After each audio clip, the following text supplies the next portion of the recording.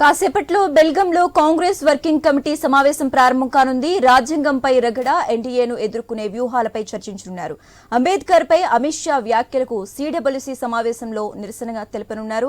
Mahatma Gandhi AICC అధ్యక్షుడిగా బాధ్యతలు చేపట్టి 100 ఏళ్లు పూర్తి కావడంతో బెల్గంలో 2 రోజుల పాటు సిడబ్ల్యూసీ సమావేశాలు నిర్వహిస్తున్నారు.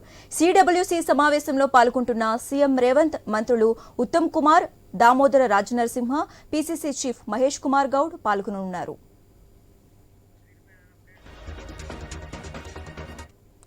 ఇక ఇదే అంశానికి సంబంధించి మోర్ అప్డేట్స్ మా ఇన్పుట్ ఎడిటర్ శ్రీకాంత్ అందిస్తారు. శ్రీకాంత్, చెప్పండి. కాసేపట్లో బెల్గంలో కాంగ్రెస్ వర్కింగ్ కమిటీ సమావేశం కానుంది.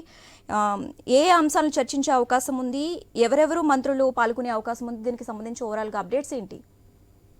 Sasirekha, good evening. సో కర్ణాటకలోని బెళగావిలో ఇవాళ రేపు కాంగ్రెస్ పార్టీ వర్కింగ్ కమిటీ సమావేశం జరగబోతోంది.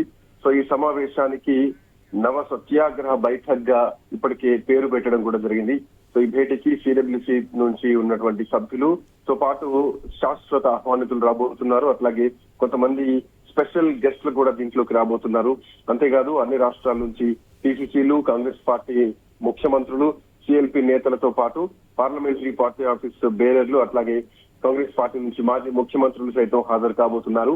అయితే మొత్తంగా దాదాపు 200 మంది కీలకమైనటువంటి నేతలు ఈ మీటింగ్ లో పాల్గొనబోతున్నారంటూ కూడా ఇప్పటికే ఏఐసిసి చెప్పడం జరిగింది. ఇవాళ మహాత్మా గాంధీ నగర్ లో మహాత్మా గాంధీ నగర్ లో ఈ సమావేశం చాలా కీలకంగా జరగబోతోంది. ఇక రేపు కూడా 11 గంటల తర్వాత ఈ సమావేశం జరగబోతోంది. అంటే ఏఐసిసి సభ్యులు అట్లాగే పార్టీ కార్యకర్తలతోటి దీంట్లో కొన్ని క్రియాశీలకమైనటువంటి ర్యాలీ నిర్వహించడానికి కూడా కొన్ని సన్నాహకాలకు ఇప్పటికే ఏఐసిసి చేస్తోంది. మరి ముఖ్యంగా జై బాపు, జై భీమ్, జై సంవిధాన్ లాంటి నినాదాలతో ర్యాలీ నిర్వహించేందుకు కూడా సభ్యులు సిద్ధమవుతున్నారు. సో ఈ సమావేశంలో మొత్తానికి సిడబ్ల్యూసీ సమావేశంలో ప్రధానంగా 2 తీర్మానాలను కాంగ్రెస్ పార్టీ ఆమోదించబోతోంది.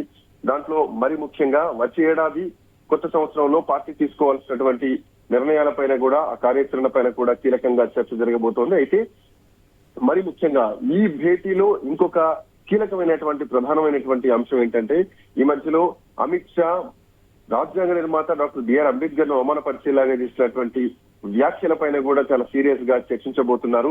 సో దాంట్లో భాగంగానే ఈ సమావేశంలో జై బాపు, జై భీమ్, జై సంవిధాన్ అనేటువంటి నినాదాన్ని తీసుకురాబోతున్నారు బలంగా. మరి ముఖ్యంగా అమిత్ షా గురించి కూడా ఆయన చేసినటువంటి వ్యాఖ్యల్ని ప్రధానంగా ఈ చర్చలో తీర్మానం తీసుకురాకపోతున్నారు, చర్చించబోతున్నారు. అంతేకాదు ఆర్థిక అసమానతలు ఏర్పడడం, ప్రజాస్వామ్యం కూని, రాజ్యాంగ వ్యవస్థలపైన దాడి చేస్తున్నారంటూ, అంతేకాదు భారతీయ జనతా పార్టీ పాలనలో దేశం చాలా క్లిష్టమైనటువంటి సవాళ్లను ఎదుర్కోవడం లాంటి అంశాలన్నీ కూడా ఈ సిడబ్ల్యూసీలో చర్చించబోతున్నారు. అంతేకాదు మరి ముఖ్యంగా ఇందులో కీలకమైనటువంటి అంశం 1924లో బెళగావిలో తన మొదటి ప్రసంగంలో మహాత్మా గాంధీ చేసినటువంటి కొన్ని వ్యాఖ్యలే, అంటే కొన్ని అంశాలు ఏవైతే ఉన్నాయో, ఆ రోజు బెళగావిలో మహాత్మా గాంధీ మొదటి ప్రసంగంలో అహింస గురించి, సహాయ నిరాకరణ గురించి, అంటరానితనం గురించి, నిర్మూలన గురించి, సామాజిక ఆర్థిక సంబంధించినటువంటి సమతుల్యత గురించి, అట్ ది సేమ్ టైం సామాజిక పరంగా భారతదేశంలో న్యాయం జరగాలి లాంటి అంశాలన్నీ కూడా స్వాతంత్రోద్యమ సమయంలో 1924లో మహాత్మా గాంధీ తన మొదటి ప్రసంగంలో మాట్లాడడం జరిగింది.